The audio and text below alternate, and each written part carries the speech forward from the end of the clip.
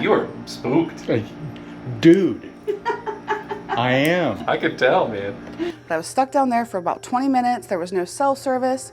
And then outside the bathroom door, I heard a child's laughter. He was very gracious. He put us up. Did you see the person? I did. And there was just a shadowy figure going towards the gun room, and then he was just gone. That we're just standing here, and all of a sudden the elevator door opens all by itself, and nobody's there. He was coming for Really? us. He's shook up. He's done. He is shaking up, man. We are sleeping here, bud. There's no escaping. Our journey through Marietta's haunted history takes us to the imposing Lafayette Hotel, a landmark overlooking the confluence of the Ohio and Muskingum rivers. The story of the Lafayette begins in 1892 with a grand hotel known as the Bellevue. This extravagant four-story structure boasted modern amenities like an elevator, steam heat, and multiple bathrooms, a marvel for its time. A distinctive tower with an onion-shaped dome completed its impressive silhouette. However, the Bellevue's reign was tragically short-lived. In 1916, a fire ripped through the building, leaving a smoldering shell in its wake. Unwilling to let the Bellevue's legacy vanish, the owners decided to rebuild. The resurrected structure echoed the original design in many ways. The distinctive curved corner at the front and the stately stone arches above the windows were meticulously recreated. One notable absence, however, was the Bellevue's iconic onion-shaped dome. This new incarnation was named the Lafayette Hotel, which paid homage to Marquis de Lafayette, a French hero of the American Revolution and Marietta's first official tourist, who visited here in 1825. But the Lafayette story goes beyond its architectural resurrection. Legends whisper of a different kind of legacy, one shrouded in mystery and the unexplained. Today we are checking into Marietta's Lafayette Hotel. Our intention is to experience almost everything the hotel has to offer, but we are keenly aware of the paranormal stories that bound within. Hopefully it won't be too much for us to handle. I'm inviting you to come along. So if you're curious, let's take a walk through the Lafayette Hotel.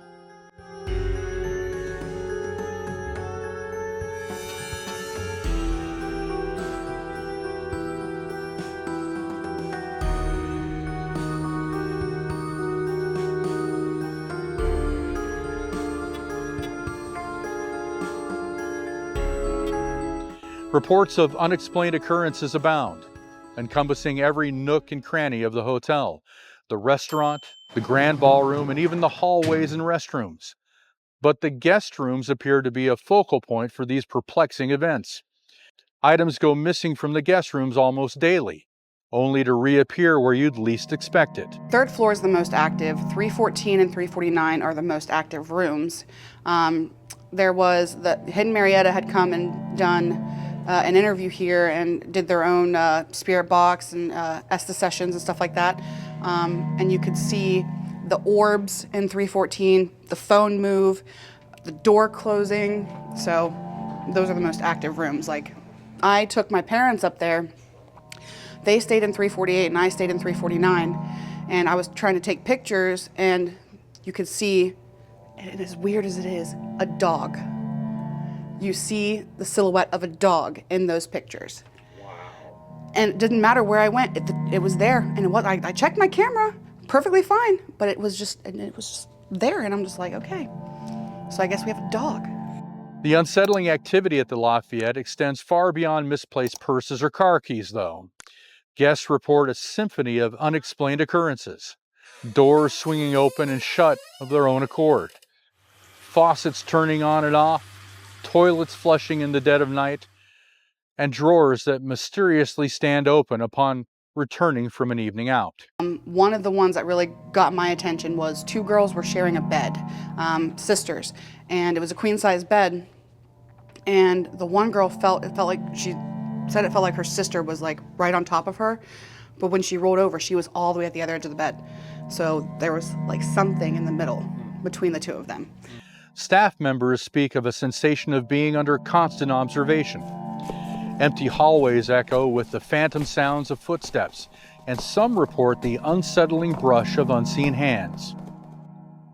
The sense of unease extends to the visual realm, with reports of fleeting lights, inexplicable reflections in windows and mirrors, and even a large mirror from the third floor banished to the lobby after a deluge of employee complaints about unsettling images.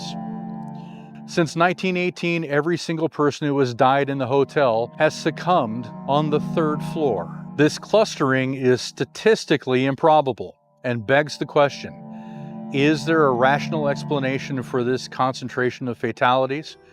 Or are we witnessing the influence of a paranormal force?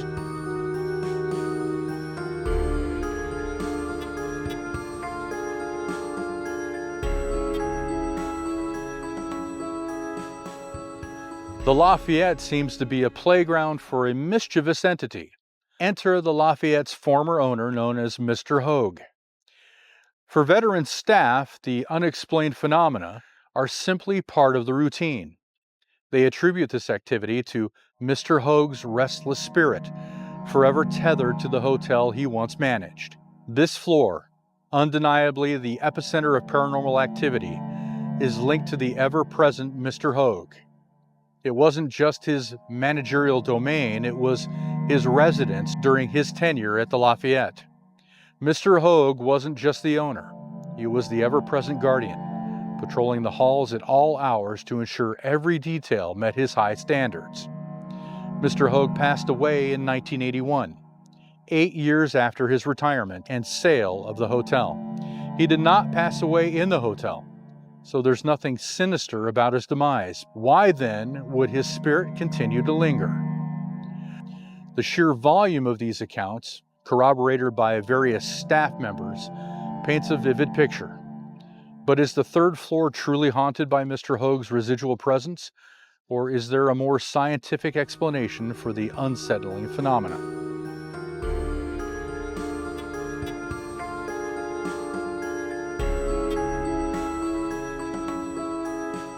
I was coming back from that hallway down there, coming towards the gun room, and there was just a shadowy figure going towards the gun room, and then he was just gone. And the owner of the tavern saw it and was quite happy with it and excited about it and invited us back. Right? So he was very gracious. He put us up. Did you see the person? I did. Right? You did? I did. What did it look like? A lady. Okay. I literally just saw it on the corner. I know, I saw it. Me out, man. I saw it. Okay. See, this is what's going to happen. Hot sweats. Hot sweats. And then if you smell cigar smoke, that's Hogue. He used to smoke cigars in the gun room. So occasionally it lingers around. The gun room held a special significance for Mr. Hogue. It wasn't just a restaurant. It was his personal sanctuary, a place where he savored most of his meals and conducted impromptu business meetings at his favorite corner table. Here, the line between life and the afterlife starts to blur. According to waitresses, Mr. Hogue has been spotted lingering over coffee and cocktails, an unsettling detail considering Mr. Hogue has been dead for over 40 years.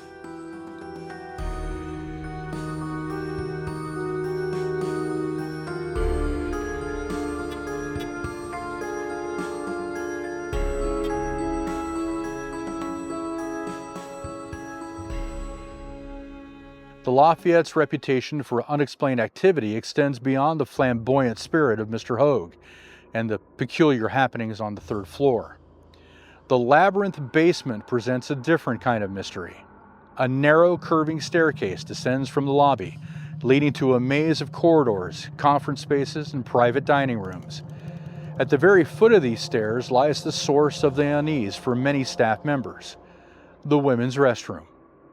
The one that was just the most extreme for me was my third day here. When I first started, I went to the bathroom downstairs in the basement and I got locked in the bathroom, and it locks from the inside. But I was stuck down there for about 20 minutes. There was no cell service. And then outside the bathroom door, I heard a child's laughter, a little boy. And then eventually the door opened by itself. The sheer consistency of these sightings, corroborated by multiple staff members, begs the question, who is this spectral child? And what binds him to this isolated corner of the Lafayette?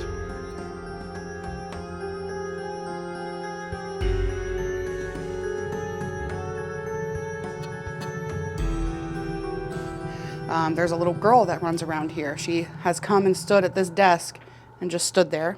Show you this. This is a spiral staircase, and this is where the little girl died. She fell down the stairs and broke her neck. Oh, man. She escaped from her dad and was exploring, and so. And then the basement, where I think there's a malevolent spirit. There was a door that opened, and I could see a shadow, and then all you heard was a there was nothing else down there. And it was just me. And I won't go down there with the lights off anymore. Okay. It was right here. I was coming through that door, and that's where I saw the spirit, and just go right by there. Right. Boy, this is a good spot for it, huh? Yes. And that door over there, that was opened. And then all of a sudden, we just, like, my coworker was scratched down here that night when we came. See, at nighttime, we would turn off all the lights, except for this one. And we'd sit right here on the floor and do Estes sessions. Yeah. Pretty Pretty busy, I imagine. Yeah. Yeah, but like I said, it's not as creepy with all the lights on. But, you know. I can imagine without, probably not the most inviting place ever. No, because so there's no cell service down here either. Yeah. So before, when we were prepping for the flood, we took everything out of down here. Oh, that's right. And Yeah. all the power was off down here. Yeah. So I had to come down and check in the girls' bathroom to see if there was any water yet. Oh, yeah. So that just happened too, right? yeah, That was and I felt so negative quite vibes. uncomfortable. Yeah, I imagine and so. I couldn't be on the phone with anybody and be like, okay, I need you to, talk me through this right now. Right. So- right. You had to find the gumption in yourself. Yeah. But I only came down once. I didn't come down, not by myself, not for the rest I of the can't night. blame you.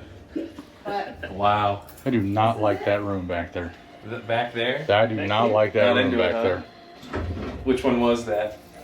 was that one of the meeting rooms? Did that just open by itself? And there's nobody there? Okay, good job. No, the room at the end all the way to the left, Yeah. I do not like that room. I just stood outside the room. I was like, Did this no. just open? Yes, Yeah. the elevator just opened by itself. Yeah, that happens sometimes too. I guess so. Okay. That's That the one. one. Don't like it. Bye, Randy. Is there vibes? I'll follow you, I guess, Randy. But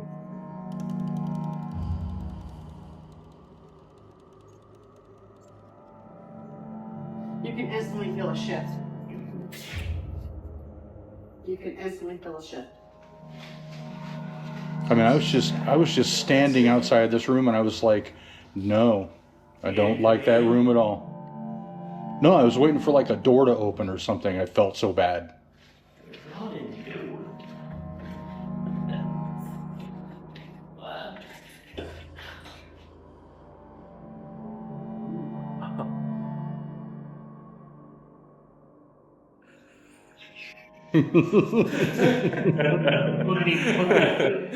oh man, Okay then. boy, it's And the fact that we're just standing here and all of a sudden the elevator door opens all by itself and nobody's there? He was coming for Really? us. He was coming for us. no. He's gonna go meet us upstairs. Oh, Yeah, I can imagine walking through here. You get a bunch of temperature shifts and things, right? Too Yes. cold spots and. See, you're doing what Right, I just did, right, You know, right? I feel that too. ladies' retiring room. That's interesting. Yeah, that's where I got stuck. The door shut and you couldn't get it open. Yeah, because there's a deadbolt Oh, okay. and it was unlocked, but the door would not budge. And like, I'm a strong woman, but there was no getting it open. Yeah. Wow. But that door is where we had to check for floods. You could feel a very cold breeze. There's like no airflow. And that's where it felt kind of vibey as well. Spooky. Yeah. But there's some this is a sketchy bathroom. Yeah, don't use I it can tell anymore. you're not comfortable in there. Don't Yeah. use it anymore. I don't blame you. I would never again. Well, I mean, I used it once after that, but then when it started getting uncomfortable feelings, I just stopped using Yeah, it. why would you? There's no Yeah. reason Yeah. to. Gotta trust your feelings. Yeah. So, You are spooked. Dude, I am. I could tell, man. Well, you know, it's not every day you go up to your room and you hear somebody yoo-hoo you and then and it's coming in your brain, right? And then you come down here, you stand outside a door, and you're like, no. What floor are you guys on? Second. Man. I know. Should have put us on the third. Yeah, you should have called me like, hey. I know. I know. Well, you guys can still tour the third floor. Oh, we will. Okay. We will. Thank you. Appreciate that. Absolutely. See if you get any vibes just walking the halls. The vibes I'm getting are up these He's stairs. Up the he's stairs. rattled already, no, man. I'm done. The whispers about the Lafayette Hotel never seem to end. Each month, new tales emerge, like brushstrokes painting a chilling portrait. Guests report strange noises in the dead of night, sightings of apparitions flitting down hallways, and disruptions that defy explanation. Yet, it's this very mystery that compels us. The Lafayette Hotel beckons with its unsettling charm, a siren song for those who crave a brush with the unknown. And there's no doubt that for years to come, the Lafayette will reign supreme as the crown jewel in Marietta's paranormal crown. If you'd like to read some first-hand accounts of the paranormal encounters here at the Lafayette, please check out the book Haunted Marietta, History and Mystery in Ohio's Oldest City by Lynn Sturdivant. It's a great read and really encompasses the spirit of this wonderfully haunted town. I have a link to the book in the description below. So, from Ohio's oldest and possibly most haunted city, thank you for watching. I'll see you next time as we explore more curious history. Take care.